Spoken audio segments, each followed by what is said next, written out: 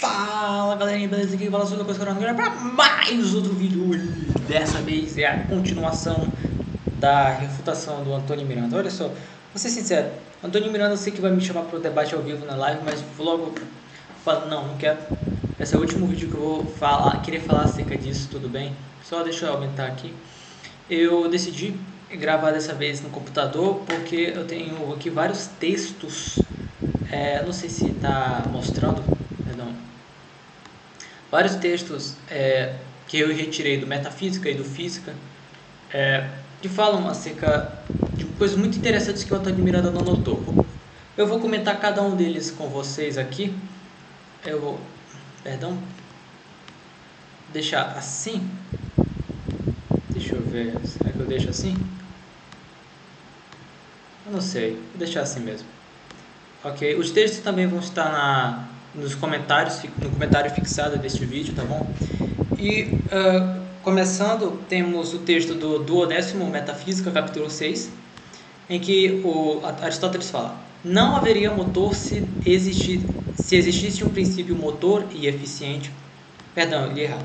Não existiria movimento se existisse um princípio motor e eficiente, mas que não fosse ato. Com isso, Aristóteles está provando que o tempo ele não é algo independente, não é algo individual, no sentido de que não precisa de nada, que não precisa de ninguém. Não. Aqui está falando justamente que o movimento, para ele existir, ele depende de um princípio motor eficiente em ato, que não é o tempo, porque o tempo ele é propriedade do movimento, ou a mesma coisa que ele, o mesmo ser, na verdade. Então, por conta disso, o movimento e, consequentemente, o tempo para existir precisa do primeiro motor, que não é o tempo. De fato, é possível que o que tem potência não passe ao ato. Também não basta que essa substância esteja em ato, se a substância implica em potência. De fato, nesse caso, não poderia haver movimento eterno, porque é possível que o que é em potência não passe ao ato. E com isso, Aristóteles fala que o tempo não é metafisicamente necessário que exista. Por quê? Porque ele diz, logo abaixo, no 1º Metafísica, capítulo 9, aqui, de modo que devem existir tantas formas de movimento e de mudança quantas são as categorias do ser. Ora, dado que o ser em potência e o ser em ato se distinguem segundo cada gênero de categoria, chamo movimento o ato do que é em potência enquanto é em potência. Logo, o movimento não pode ser ato puro, justamente porque em sua definição inclui potencialidade. Isso foi algo que eu só anotei. Ou seja, ainda que o tempo esteja em ato, como ele implica em potencialidade, ele não pode ser esse primeiro motor eficiente, imóvel, porque o primeiro motor ele é ato puro, ou seja, ele não inclui potencialidade, enquanto que o movimento e, consequentemente, o tempo incluem. Então, para Aristóteles, o tempo não é metafisicamente necessário, mas só fisicamente necessário. Tudo bem? Ok. Depois disso, ele vai falar um pouquinho depois, no mesmo capítulo. Aqui está todo o texto, mas eu só anotei as partes importantes. Com efeito, como poderia produzir esse movimento se não existisse uma causa em ato? A matéria certamente não pode mover a si mesma, mas é movida pela arte de construir. E tampouco o menstruo ou a terra movem-se a si mesmos, mas o germe e o sêmen os movem. Por isso alguns admitem uma atividade eterna, como Leucipo e Platão. De fato, eles sustentam que o movimento é eterno. Olha só, por que eles sustentam que existe uma atividade eterna? Porque eles defendem que existe um movimento eterno. Ora, o movimento eterno é causado por uma causa eficiente eterna. Por isso que há uma atividade eterna, uma operação eterna que causa eternamente esse movimento. Ah, Lucas, mas como pode algo eterno ser ainda assim causado? Eu expliquei com o exemplo de Santo Agostinho. O pé posto desde toda a eternidade numa grama é causa eterna de essa grama ter vindo a existir. Por isso o primeiro motor é motor eterno. Um efeito, ainda que seja eterno, ele é efeito, ele depende de uma causa. Isso Antônio Miranda não entendeu. Depois disso, um pouquinho mais abaixo, Aristóteles vai dizer: entretanto, nada se move por acaso, mas deve sempre haver uma causa. Por isso, isto Por exemplo, isto se move agora desse modo por natureza, aquilo daquele modo pela força, pela inteligência ou por outra razão. E de que espécie é o movimento primeiro? Que ele vai criticar Platão porque ele não analisou corretamente qual é a causa desse movimento, que ele disse que era a alma. Mas, na verdade, é outro. No caso, não é a alma, é uma substância espiritual separada. E depois, ele vai dizer aqui, olha só, que o ato seja anterior atesta o Anaxágoras, porque a inteligência de que ele fala é ato.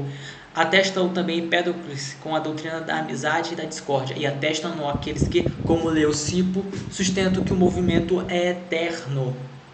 Portanto, não existiram por um tempo infinito o caos ou a noite, mas sempre existiram as mesmas coisas, ou ciclicamente, ou de algum modo, de algum outro modo. Se é verdade que o ato é anterior à potência. Por que Aristóteles está falando isso? Porque Aristóteles está partindo para provar que existe o primeiro motor imutável, pelo fato de que na natureza existe um movimento cíclico de geração e corrupção.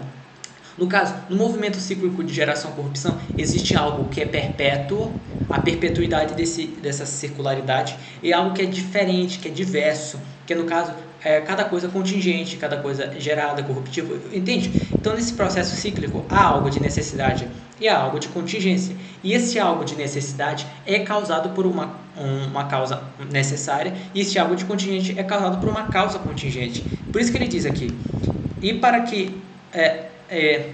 ora, se a realidade é sempre a mesma ciclicamente, como expõe o Giovanni Reale, é necessário que algo permaneça constantemente e atue sempre do mesmo modo, para ser causa da perpetuidade desse processo cíclico de geração e corrupção.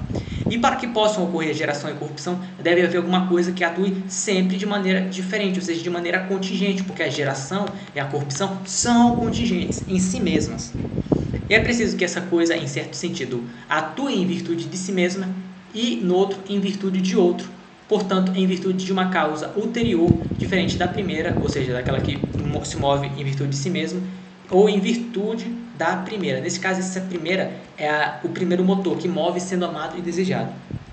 Mas é necessário que seja em virtude da primeira, porque, por sua vez, a primeira seria a causa de uma e de outra. Porque Aristóteles vai dizer que, ainda nessas causas necessárias, que são o céu, os astros celestes, ainda que elas sejam, digamos assim, circulares, causando a perpetuidade da geração e da corrupção, existe nela ainda assim certas, por assim dizer, obliquidades, certas não, digamos assim, contingências, digamos assim, porque uma certa diversidade. Então, nelas pode-se também distinguir aquilo que seja contingente e aquilo que seja necessário, aquilo que seja perpétuo e aquilo que seja, digamos assim, próprio em virtude de alguma imperfeição sua. E aquilo que é perpétuo nessas causas necessárias é causado por algo ulterior. No caso, é o primeiro movente. Então, o primeiro movente imutável que move sendo desejado e amável e também eficientemente, ele é a causa da perpetuidade de todas as coisas, tanto daquelas coisas que são aquelas que são mais contingentes do que perpétuas, como daquelas que são mais perpétuas do que contingentes. E é preciso que essa coisa, em certo sentido, atue em virtude de si mesma. Perdão? Acho que eu só copiei errado. Ok. Portanto, é melhor a primeira. De fato, dissemos que é por essa causa que as coisas são sempre do mesmo modo, ou seja, a perpetuidade, o processo cíclico de geração.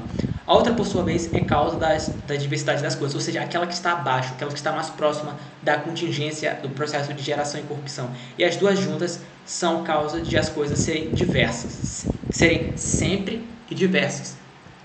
E assim se comportam, portanto, os movimentos. Que necessidade há, então, de buscar outros princípios? Ou seja, que necessidade há, então, do Antônio Miranda procurar o tempo como causa, sendo que a causa da perpetuidade do movimento é o primeiro motor imutável, suprassensível, imaterial, como logo depois ele vai dizer. Também no duodécimo Metafísica 6 e 7, Aristóteles vai dizer que existe algo que sempre se move continuamente, e é o movimento circular do primeiro céu, ou seja, na época era o movimento circular do Sol. Isso é evidente não só ao raciocínio, mas também como um fato. De fato, de modo que o primeiro céu deve ser eterno. Ah, Lucas, mas se ele é eterno, então ele não tem causa, ele não tem motor. Mas ele diz aqui, portanto, há também algo que move. E dado que o que está em movimento e move é um termo intermediário, deve haver, consequentemente, algo que mova sem ser movido e seja substância eterna e ato. E desse modo movem os objetos do desejo e da inteligência, movem sem ser movidos. Então, ainda que o primeiro céu se mova a si mesmo desde toda a eternidade, e assim forme o primeiro movimento e o tempo total, que contém todos os tempos como medida de todos eles, ele ainda assim é movido por uma substância que é o seu próprio ato e que é eterna e em ato. Entendeu? Então, os princípios de Aristóteles não levam a dizer que o movimento, que é o que contém todas as coisas, não é o movimento que, ou pelo menos que o tempo é o motor imutável. Os princípios de Aristóteles não levam a isso, nem mesmo que o naturalista force até cagar, entendeu? Porque todos os princípios de Aristóteles são que se existe movimento, existe uma causa para esse movimento. O tempo é o mesmo que o movimento, logo existe uma causa para o tempo. No caso, é a substância eterna e em ato. O Antônio Miranda só considerou um aspecto de Aristóteles, uma fala dele, e com uma interpretação completamente grosseira contra toda a tradição aristotélica, peripatética, escolástica, sei lá, também até neoplatônica, para querer dizer que o tempo é o primeiro motor. Meu Deus do céu. Depois ele vai dizer, o Aristóteles, ora, se algo se move, também pode ser diferente do que é, e eu comentei isso no vídeo passado. Portanto, o primeiro movimento de translação, mesmo sendo em ato, pode ser diferente do que é, ou seja, ele possui contingência, pelo menos enquanto é movimento, ou seja, o movimento enquanto tal, ele é em si metafisicamente contingente, só é fisicamente necessário. Evidentemente, diferente segundo lugar, não segundo a sua substância, porque é movimento de translação e não movimento substancial. Mas dado existir algo que move, sendo ele mesmo imóvel e em ato, não pode ser diferente do que é em nenhum sentido, ou seja, nem na substância, nem na quantidade, nem na qualidade, nem na relação, nem na conducação, nem na ubiquação, posição, ação, paixão, imutável, absolutamente não só na sua substância, mas mesmo também em acidentes os quais também não possui, porque ele é a sua própria substância, e a sua substância é tudo aquilo que ele possui também. Então, o Antônio Miranda, ele erra pensando que para ser o primeiro motor basta ter uma essência imutável. Não. Para ser primeiro motor tem que ser imutável absolutamente. Ou seja, não pode ser diferente do que é em nenhum sentido. E para confirmar isso, ele diz: o movimento de translação, de fato, é a primeira forma de mudança. Porque, segundo a física de Aristóteles, a alteração, que é o movimento na qualidade, o aumento e a diminuição, que é o movimento da quantidade, e todos os outros, o movimento substancial, também, a mutação substancial, eles todos dependem do movimento de translação. Por isso que Aristóteles vai atribuir o movimento de translação ao primeiro céu, e não um movimento de alteração ou de quantidade, como ele prova no seu livro Sobre o Céu e Sobre o Mundo, cujo comentário de São Tomás também será traduzido pela Contra-Errores. Então, se o primeiro motor não possui esse movimento de translação, ele não possui movimento de alteração em sua qualidade, nem movimento de aumento ou diminuição em sua quantidade, nem mutação substancial, ou seja, é imutável em todos os sentidos. E assim é o movimento que o primeiro movente produz. Ou seja, o primeiro movente, ele é causa do primeiro movimento que contém o tempo, que contém todas as coisas móveis. Portanto, aqui o Aristóteles vai dizer, ele é um ser que existe necessariamente. Quem? O primeiro movente. Enquanto existe necessariamente, existe como bem, ou seja, desejável, e deste modo é princípio. Aristóteles nunca vai dizer, ou nunca sequer vai cogitar dizer que este princípio é o movimento. E nem das suas premissas pode-se concluir uma coisa dessa. Aristóteles não dá nem sequer respaldo disso para o naturalista querer interpretar ele ou querer extrair dele alguma conclusão prejudicial. De forma nenhuma. É fruto do quê? É fruto de uma leitura com a bunda. Entendeu? Leitura feita com a bunda. Depois, o princípio e o primeiro dos seres é imóvel, tanto absolutamente como relativamente. Isso significa o quê? Tanto simpliciter, como está em latim, como secundum quid, ou seja, em seus acidentes. E produz o movimento primeiro, eterno e único, ou seja, o primeiro movimento, o primeiro tempo que contém todas as coisas geráveis e corruptíveis é algo produzido pelo primeiro motor. Porque, segundo as premissas de Aristóteles, todo movimento é causado por algo. Lucas, mas o tempo não é movido. É claro, ele não é aquilo que é movido, é aquilo com o qual o paciente é movido. Mas ainda assim é efeito do primeiro motor. Aristóteles fala isso todo o seu 11º e 12º livro da Metafísica. E como eu vou provar, também em todo o seu Física. E como é necessário que o que é movido seja movido por algo, e que o primeiro movimento seja essencialmente móvel, e que o movimento eterno seja produzido por um único ser, ele diz, seja produzido por um único ser. E dado que, por outro lado, vemos que junto com o movimento simples do todo, que dizemos ser produzido pela substância primeira e eterna, ou seja, que dizemos novamente mostrando que, segundo as premissas de Aristóteles, só se pode concluir que o primeiro movimento, o tempo, ele é algo produzido e não é metafisicamente necessário. Há também outros movimentos eternos de translação, ou seja, dos planetas. É necessário que também cada um desses movimentos seja produzido por uma substância imóvel e eterna, o que mostra que, ainda que seja eterno, sendo produzido é um efeito eterno de uma causa eterna. Entendeu? Então, ainda que você, Antônio Miranda, vai dizer, só que segundo Aristóteles, o movimento nem pode ser gerado nem corrompido, logo é eterno. E daí? E daí? Aristóteles fala, ainda que seja eterno, é produzido. É um efeito eterno do movente. No testemunho do Física.